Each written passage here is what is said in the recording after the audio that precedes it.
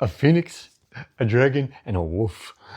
The very last thing of my psilocybin assisted therapy sessions had to do with all of those. And it's like, it was really freaking cool. At the very end, after all of the things all day of just kind of spinning on cycles, and then that part where I realized about standing the compassion through my body instead of the visualizing the light, see the other videos. The therapist asked, like, well, do you want to go back in at this point and just see if there's anything else? I was like, yeah, okay, yeah, sure. And they just went back and lay down, and I was just relaxing into it. And after a little while, I saw this kind of river, meandering river, going around in bends and up some of essentially plasma. It was really, really cool. And I saw was in front of me a big, huge, fiery phoenix. And it was as if I was flying above and behind him, so looking down like that. So I could just see this huge, massive phoenix. And he was dipping in and out of that river of plasma that was flowing. It was like fiery plasma. It was really freaking cool. It was awesome. I wish I could really draw what it looked like. I've tried to get a little bit of AI so far. Has not done it justice. But that's okay. That's okay. But it was just flying around, and I'm just watching it, just really enjoying it, just simply watching it. I was like having a blast. I was like, this is really freaking cool. It didn't have any particular meaning, although I had completely forgotten that morning I had chosen to wear this shirt. And then after a while, I realized, oh, wait a minute, I'm wearing this shirt. This is nice. That's probably how I got into that. But I didn't even remember. But after a while of watching that, I was like, okay, cool. This is cool. It doesn't have any meaning behind it other than this is just freaking awesome. And obviously connected to the shirt. And phoenixes, as you can see, they have meaning for me. Rebirth and resilience, all that. But I asked my mind, it's like, okay, I've seen this for long enough. I could sit here and watch it, but is there anything else that you want to see? And then it kind of shifted over to the right, off of the plasma river into the dark, because kind of all around it was just dark. And then I saw a very stylized wolf. I mean, it was kind of like line art almost from the side. I was like, well, that's cool. And I also knew that I felt mixed feelings when I saw it, because I was like, that's really cool. But then I thought, it's like, oh, but I'm a vegetarian, but he's a carnivore. And I was thinking, it's like, oh, I don't want to see him hurt anything. I was like, well, he's not hurting anything. He's just looking nice, and wolves are neat. And I was also fully aware, thinking about this at the time. It's like, well, these are also good signs in these types of journeys. They're symbols of strength and whatnot. But I just had a feeling I was like, yeah, but it's kind of aggressive. What if I imagine him hunting down a rabbit or something like that? I don't want to see that. But I was like, well, let's just see what happens. And then I saw the wolf bite down. Not onto anything, just simply the action. And again, it was really freaking cool. Someday I want to try to draw this out, because I like the way it was stylized.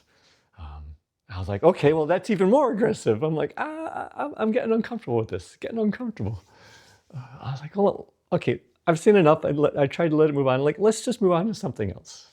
So I kind of just let myself going, let's just see what else there is. And then the wolf changed into a big, huge, massive dragon.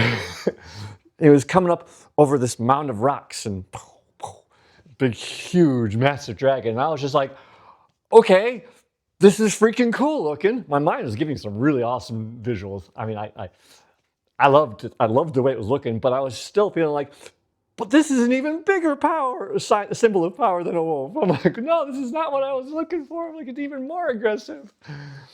And then after a bit, the dragon then started breathing fire. Not at anything, just breathing. I'm like, when exactly is a dragon at the peak of its power? When it's breathing fire. So I'm like, oh no, it's like, I don't want the aggression. Even though they weren't really being aggressive, they were just looking cool. And I was like, so that dynamic is going in there with me. And then after a bit, I gave it a few seconds. I'm like, okay, there was no actual aggression. And I was like, okay, well, let's see what else. And then the things just carried on from there. Those went away, and then just some visuals, and nothing that I even remember. Nothing. It was just, that's it. That was pretty much the end of anything that was meaningful. At the end, when I was talking to the therapist. I told her, I was like, oh yeah, I didn't get anything meaningful for this stuff. It was just some visuals. But I was like, it's still worth telling you what happened. And I told her about that whole dynamic. And she did point out, she said, well, Ken, you just said, as you said, those are good, those are like really promising symbols and they're symbols of power.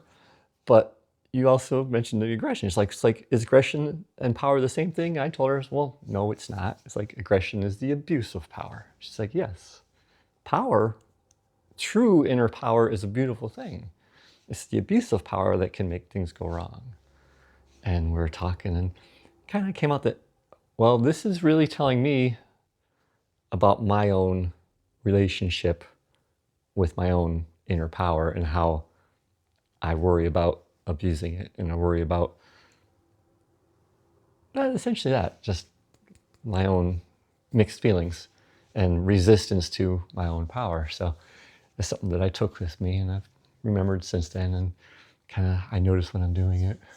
So that, even though I didn't realize it in the moment, it did have a very meaningful set of lessons for me about my own inner world, which, once we talk about that, I'm like, well, yeah, this makes sense because, yeah.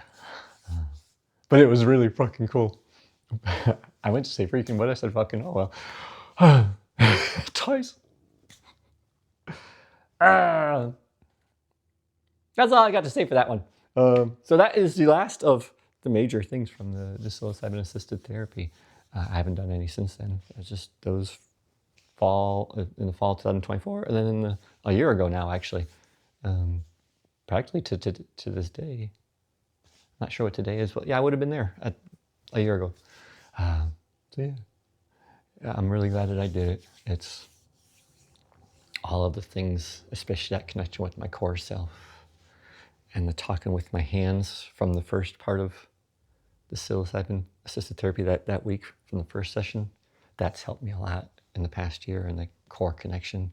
This has all helped me tremendously in the past year. I'm very grateful for it.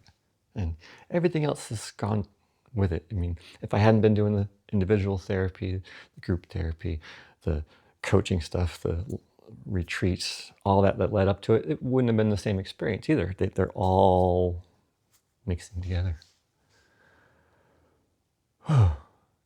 Some people need less, some people need more. We all have our own paths. And the important thing is we never give up on ourselves, even if sometimes it feels like, oh, there's so much I need to do. But sometimes that stuff's been in there for such a long time.